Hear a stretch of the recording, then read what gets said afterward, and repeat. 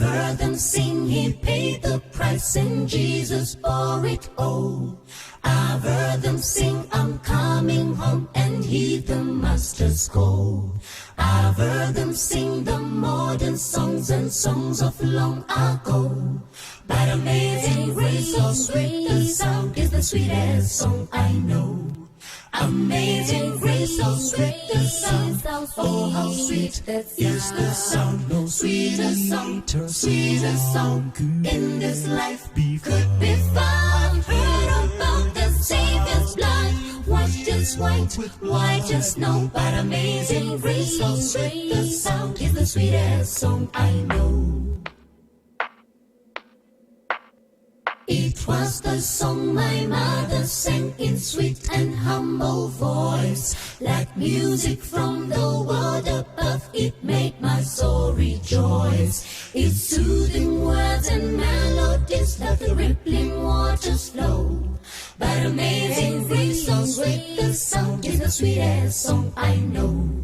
Amazing grace, so sweet the sound, oh how sweet is the sound. Sweeter song in this life could be found. Heard about the Savior's blood, washed as white as snow. But amazing grace, so sweet the sound, is the sweetest song I know. Amazing grace, so sweet the sound, oh how sweet is the sound. Sweeter song in this life could be found. Heard about the Savior's blood, washed as white as snow. But amazing grace, so sweet the sound, is the sweetest song I know. But amazing grace, so sweet the sound, is the sweetest song I know. But amazing grace, so sweet the sound, is the sweetest song I know. But amazing grace, so sweet the sound, is the sweetest song I know. The sweetest, most wonderful song I know. Good evening. Good evening to you wonderful folks out there. I trust you had an awesome day and that you're even enjoying this evening much better. I want to welcome you this evening to Dove on the Window Presents. This evening we are going to be continuing with parenting, and we're going to deal with two subtopics in the parenting. We're going to talk about we're going to talk about dealing with, or raising rather, delinquent children, and essential connections that children need. So we're going to deal with essential connections children need and raising delinquent children. This evening, I have in the studio with me Mrs. Beverly Chan. Some of you may know her, and she will tell us a little bit more about herself in a few minutes. Beverly, I want to welcome you to the program this evening. I trust that it would be a wonderful evening for you. Thank you so very much, and really, I'm into my passion. Well, good. Okay, shall we pray? Our Father which art in heaven, we love you, we praise you, and we glorify your name, dear Lord, and we just give you thanks and praise for the opportunity to be found in your presence, dear Lord, once again on this, your holy Sabbath Eve. We pray, dear Lord, that you'd be with all the viewers out there, dear Lord, and even as we discuss, they will learn and they will call in as well, and we will be able to discuss the topics that we have already scheduled out. And Father, we will indeed have a wonderful time. We love you and we give you praise and thanks for what we are about to learn is our prayer in Jesus' name with thanksgiving. Well, as I said, I trust that you had a wonderful day. Beverly, you know, as I was thinking about the topic, so many things went through my mind. So I said, I am going to sort of ask some questions. You know, some questions will come out as you talk, but I have some questions that I would like to ask. However, before we get in, can you tell the viewers a little about you and basically what you do as it pertains to your daily life, you know? Your profession, your passion. My profession, Your my passion. passion. Okay. Yes, yes, yes. I know a lot of the viewers are familiar with me, for sure. And I wear a number of hats. I'm into everything. I tell people I work in the area of development, okay, right?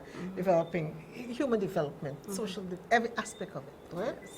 I function as a manager for a number of years in various spheres of the society. And that's a job, and probably I do it well. Probably that's why I'm so long in it. I'm saying probably. But my passion really is in the area of working with parents Okay. and couples. Okay. Of course, I have a number of certification in that area, okay, and also leadership. And parenting is my baby.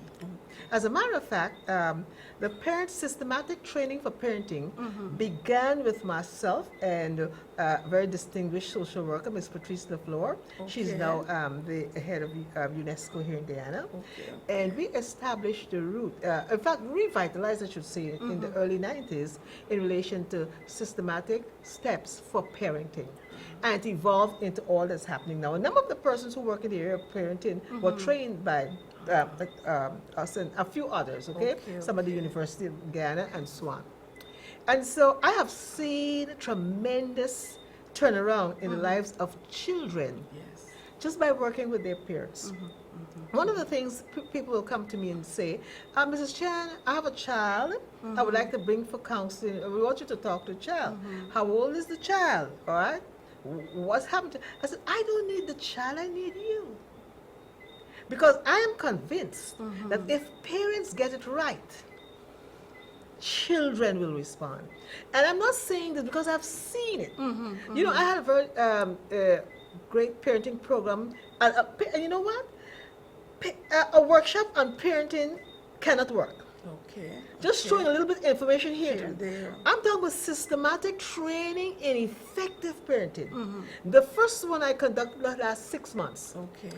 3 months of classroom for parents, okay, and then 3 months of trying, okay, Trying. and they had to record, and we watched the progress, and so we had 6 months of classroom once a week, and so on. And the hallmark of that program was a number of things. One, parents began to go and work, those same parents that we had in the program, this was in All Boys Town. They went into the school, they were so passionate with the information they got, they went into the schools and started work with the parenting class, the PTAs Yes. at that time. Yes. Yes. And there was a particular woman that, she prized my heart. She had a daughter, when we were having the program that ran away from home, the daughter was 13. Okay. And we did not see the daughter. We worked with the parent in this program, and the girl came back home. And the entire journey of that girl that ran away from home, every time that mother met me on the road, she gave me an update. Okay. She's right. She would say, as my the girl came back home, even because of the parent now beginning to act differently. So before the program was over, the child returned home. And so she would say to me, you know, she's at home. She came back, you know, and I sit with her and I do her work, and I would do this. And so after the program, she'll meet me and she would say, well, you know, she passed her exam. Well, you know, she's now a teacher. And she went to college. Well, you know how long I'm talking about now. Because don't get the age, because this was in the 90s. And today, that young lady is the head of a school. Okay. Okay. A girl that ran away. Now, we didn't work with the girl. We Just worked work with the with the parent. And parent. I'm convinced that the problem with the children is us. It's us. If we can only get it right, the children will respond. I've seen it. I've worked with enough people to know that that is a fact. Yes, in fact. Okay. All right. Well, since we are on this this trajectory, as we would want to call it, I'm going to ask you a question. I said during the day I was thinking, and we said one of the topics is training or raising A a delinquent child.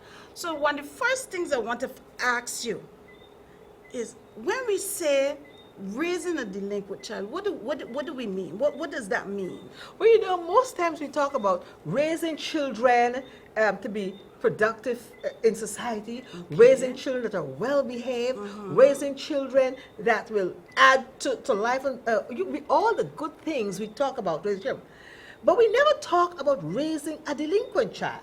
Because we don't think about that. We don't Because- think that we're actually raising delinquent children. That's the point. That's the point. It is so subtle, right? That people are raising children that are delinquent. We mean delinquents. We mean children that fall, children that have difficulties, children who do not obey, and children given challenges in school, correct? Delinquent, Yes. right? And we are literally unconsciously raising children to be delinquent, and we don't even know it. It's very subtle. That's interesting. Raising a delinquent That's child. As a interesting. matter of fact, I got this concept years ago from looking at a study this study was done by the New York State Police Department. Okay. They were working with delinquent children, and they found a pattern in all these children, all right, that were raised in a particular kind of way, right, that pushed them towards the life of being a delinquent. So I can actually be raising a child To be a delinquent. to be delinquent and don't even know And it. don't And even don't know it. even know it. Now let me give you an example, and you will tell me if that is an example. I am at home and I have downtime. So I decided I want to watch a movie. And I put on a movie, and in this movie, now I have children in the house, right? In this movie, there's every few minutes somebody's cursing. Cursing, and I'm watching the movie, I'm laughing with the movie, I'm enjoying the movie, and the kids are right there sitting with me, and they're on with the movie. Would that be an example?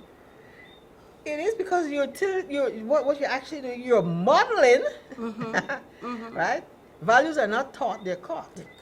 So they're catching the value from you that is okay to have this kind of language, right? That's not appropriate, and it's okay, and they will pick it up. They will catch it. As a matter of fact, one of the things in that study that showed that with these children is that when parents and children use inappropriate language to describe children and people, and as we say, the curse words, right? Yes. And the children begin at early ages to repeat them, okay? Yes. Right, because these are caught. So Yes. you catch the language, whether it's from the television or whether it's from you seeing it in the home or what, they catch it. Now, when the child repeats it to you in the early age, you know what most parents do? We laugh it off. And what else we say? Well, could you imagine what she said? Yes. This little girl. And we'll tell our friends about it. Exactly. I went home today, and guess what she said to me? Yes, And we yes. repeated it. We will repeat it, okay? So we applaud it at that age, at that point in time. And the study said, watch out, okay? That language is going to cut your neck off down the road. And when you want to harness it, okay, right, it will be absolutely too late. And so in the foundation, you're literally raising a child to use those explicit. That's what you're doing, right? So when it manifests itself by the age of 12 and 13, and now it's even much earlier, okay, it's often too late. Yeah, because Not impossible, but the road to that turnaround is extremely difficult, right? So in that way, you're literally raising a child, okay, that will be profound in using inappropriate language, all right, okay, to themselves in the school. They will use it in the school. The teachers will be surprised. Where did you get that from, all right? And so there are certain things that teachers do that help these children to become delinquents. Another thing is that, you know what? One of the things we fail to do with our children very early is that to follow up and follow through. okay, follow up and follow through. So okay, you give when don't let's say order or command, you make a request. Or you give an instruction. You give an instruction. However, you don't go and check to see that it is done.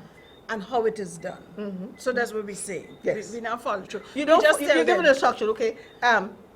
Okay, it's time. Take your book at this time, all right? Okay? And you gone either to the television or to the work or whatever, and you never remember. Did you pick up your book? You check the child is doing something else, okay? And deny that opportunity to be obedient. So you're literally teaching that child to be disobedient. Wow. I remember when we were at school, as you're talking about that, we had and we thought this was fun in English class. We did it often in English class. You have up the English book, and in front of the English book, you had your love swept or your Mills and Bones or your Sweet Dreams or whatever it is, and you're reading through, and teacher sitting at the desk, and she really thinks that you were reading, but you were doing, and you do the same thing at home. When you go home, you got the math book, and you sit at the table, and mommy thinks you're doing homework, but you there anything, and you All right. Oh, now is the tablet. but Right. So you're on the tablet, okay, and you're supposed to be doing homework. And I had the experience, okay, you're on the tablet for so this. Oh, she's doing her homework. Home which work? Home oh which my work? goodness. You know, I have a relative, you know, out there, and I would visit the home, and one of the boys, okay, was always out. And I said, well, he's out pretty often. And then the mother said to me, oh, he goes by his friends every day and they read the Bible. Yes. Okay, they do Bible Every study. day, every Bible day. study.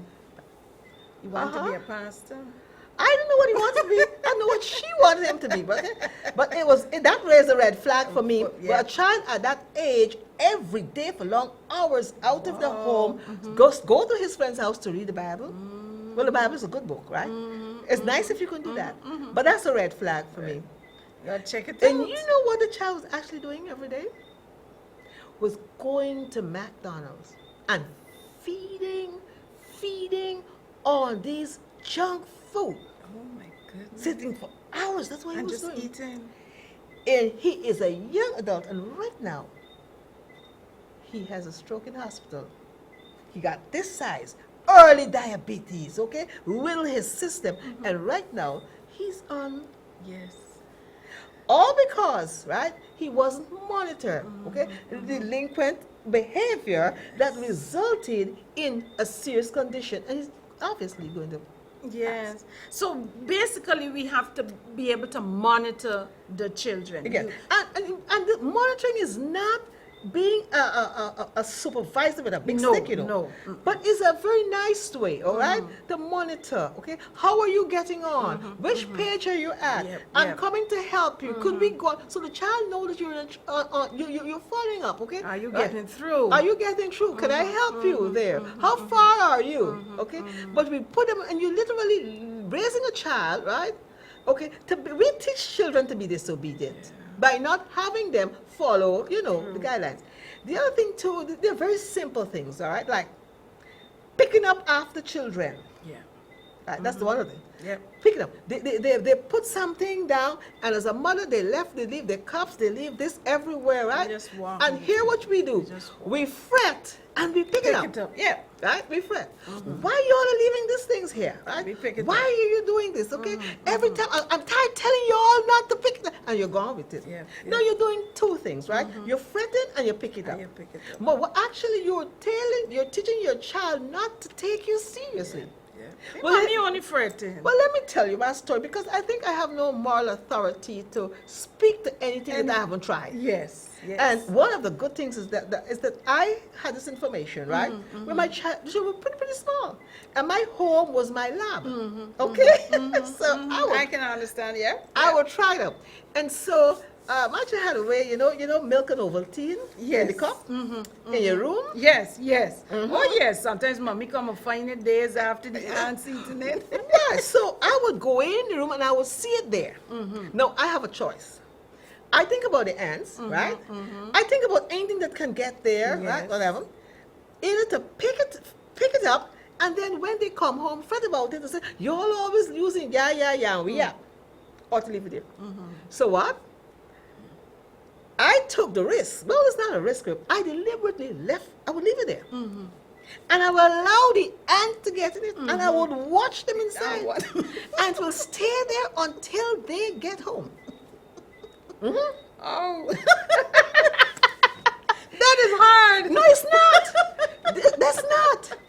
Because if I pick it up, I'm training my child. It's okay to leave things around, and other people will take it up. Mommy will pick it up. Mommy will pick And it up. if it's a boy, he takes it into his house, his home, his wife will pick it up.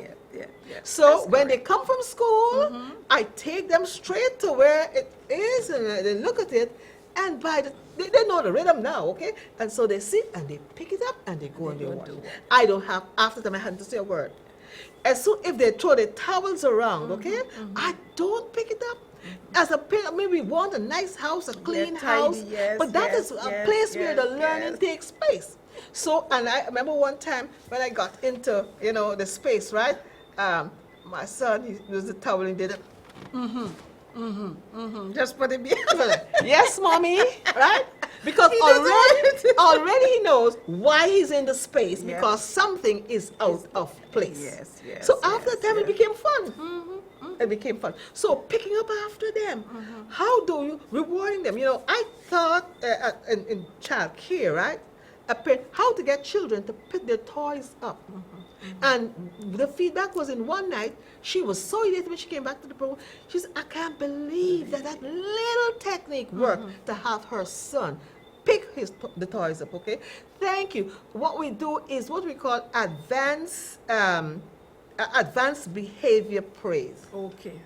So you say to your son, oh, Johnny, thank you for putting your toys back. I really appreciate it, and they haven't moved yet. Yeah. And they put it back together, right? Okay? And say, oh, that was great.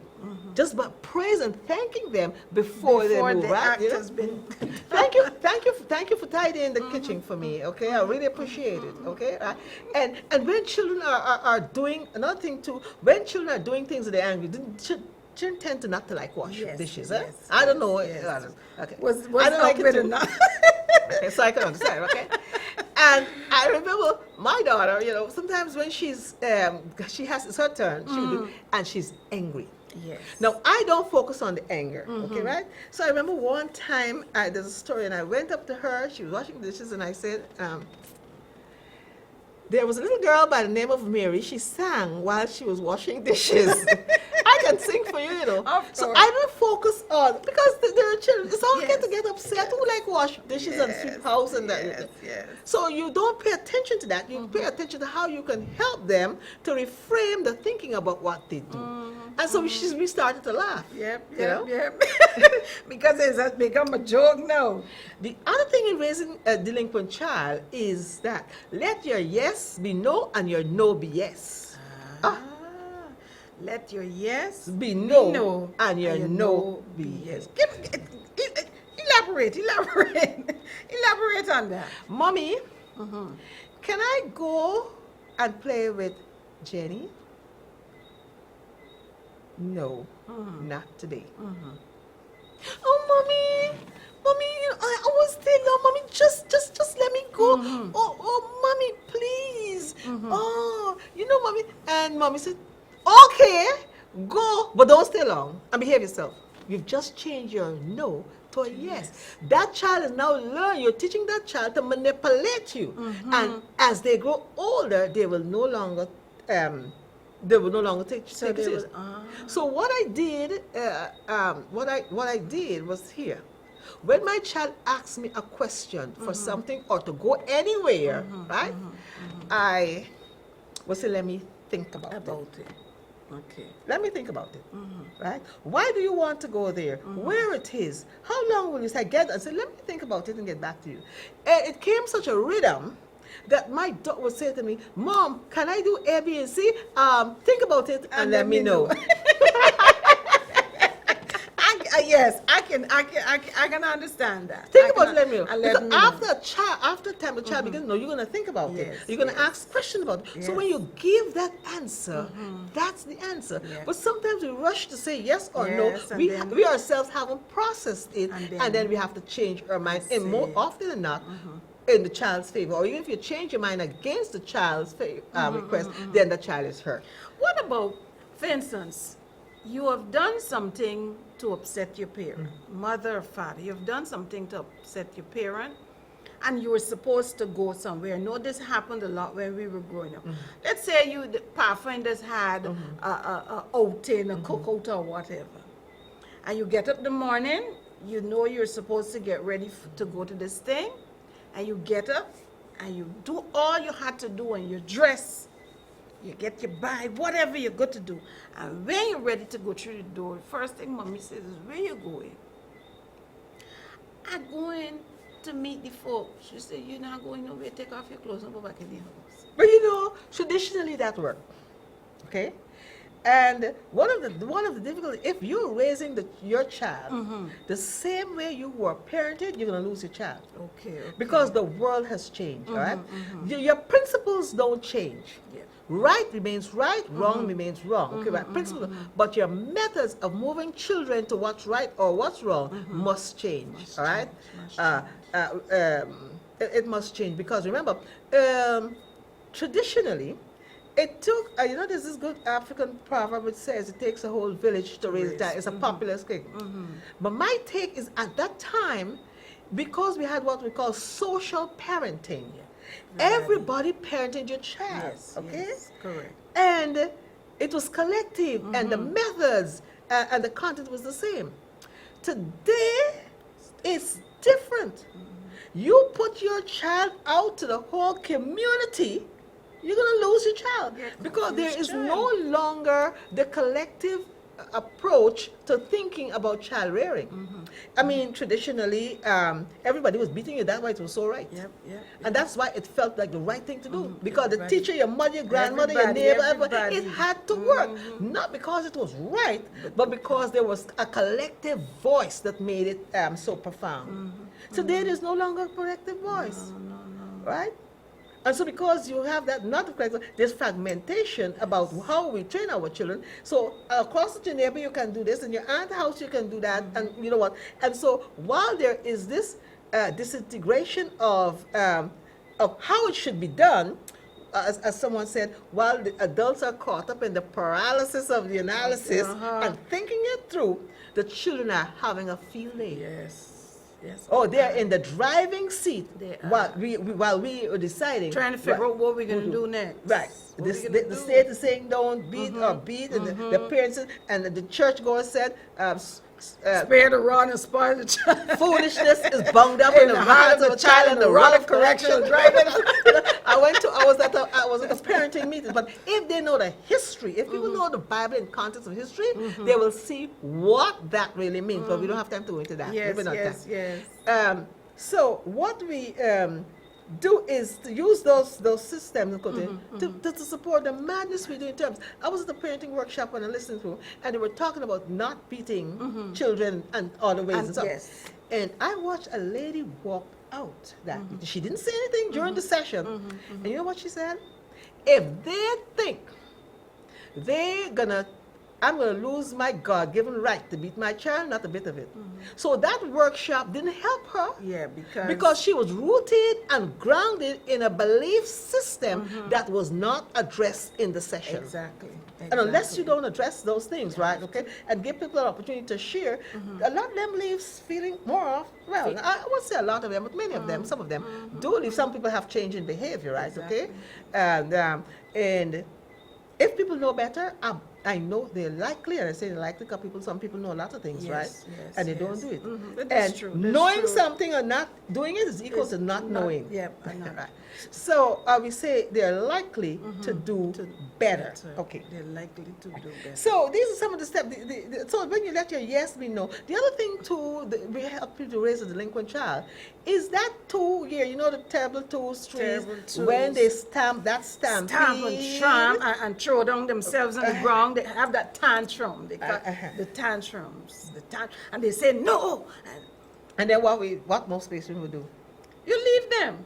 I see it a lot in the department I work in. I mean, little children, and I'm like, this child just born. How can you control your parent like that?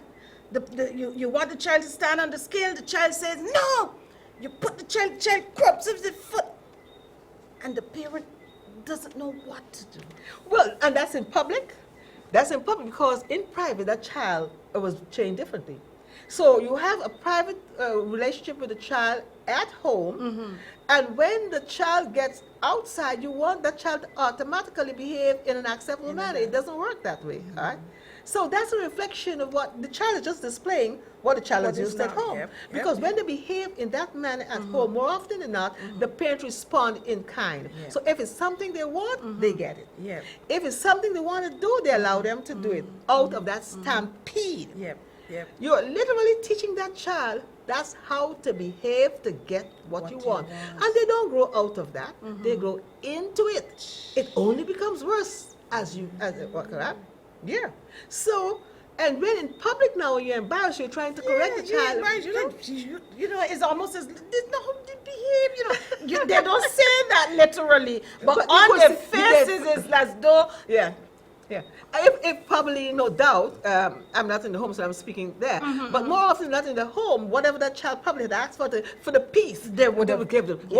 Just for peace sake. I need to get on with my work. Okay? So for peace sake, they respond. So you're teaching the child. The child doesn't care whether it's in public or private. No. That's what they learn. That's how they learn to behave, and they get the response, and they get that very, very Get early it. in life. Okay, Get it. And so that's one of the things that, and in that way, you're raising what?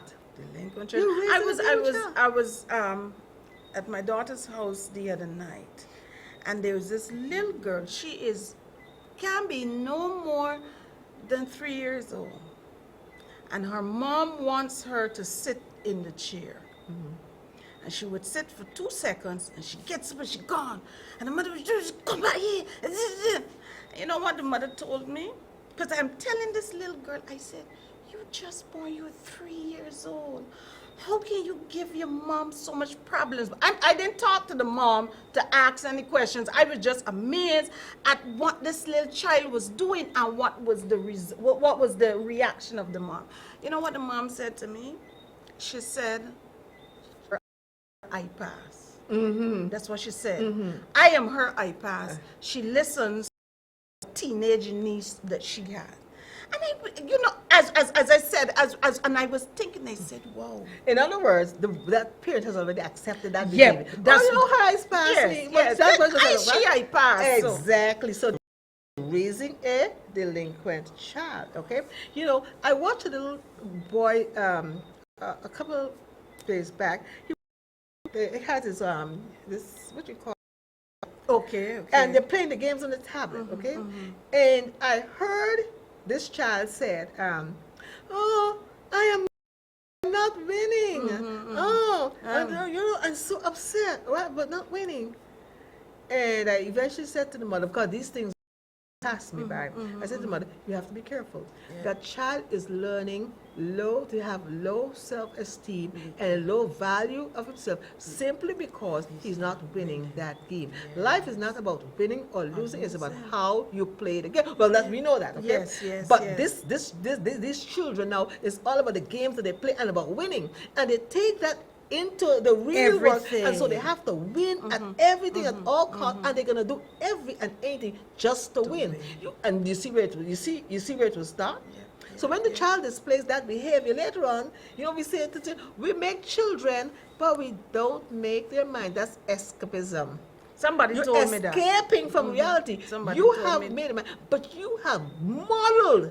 You have allowed those things to happen, right? Yeah, You have been inconsistent in the way that you're bringing the children up, and that's the result. And it's the mind you're working with, okay? But you see, because it is so subtle, parents don't connect that this is really molding this child's mind in this direction.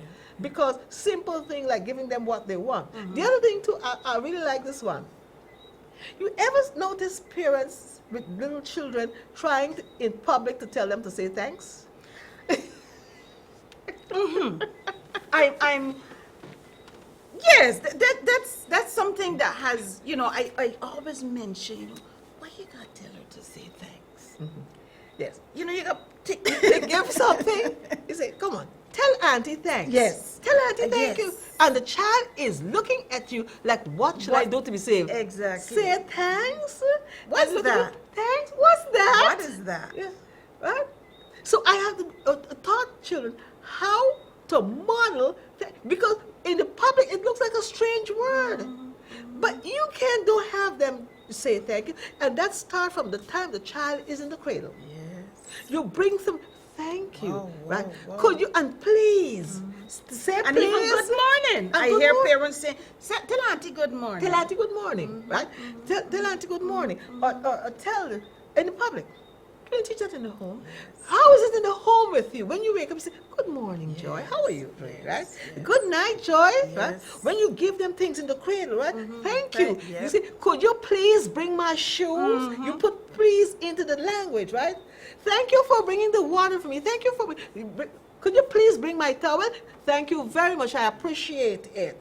If you make this the language of the children when they are very small, these twos and these threes, thank you, mommy, appreciate that so much.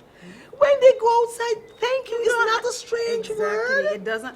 And you know, as you're saying this, I'm thinking about some of the children I encounter sometimes. I remember this little boy was at my neighbor's and they were playing ball, and the ball went over in my yard, and I was cleaning, and he looked through, you know, the thing, the fence, and he said, give me the ball. I said, do what? I said, I didn't hear the magic word. And then he said, can you please hand me the ball? I said, now that sounds better. Exactly. Because in my mind, I don't expect the child to say, not only that, when I listen, and that's another, I'm so glad that you were talking about talking to the parents. Because as you said, when we talk to the parents, when you talk to me as a parent, and you tell me, then I am able to train that child the way the child needs to be trained. I often hear parents say, bring the thing for me. Hand me the Go thing. put it there. So we don't say please. When No. it comes, we don't always say thank you. So Exactly. the children don't get They don't to just do don't get that. it. They don't get it. Let me ask you a question. Let's say I'm a parent and I'm currently raising a delinquent child or children, and I'm listening to this program, and it's now registering to me that, wow, I am raising I don't know. delinquent children. What would you tell me? What would you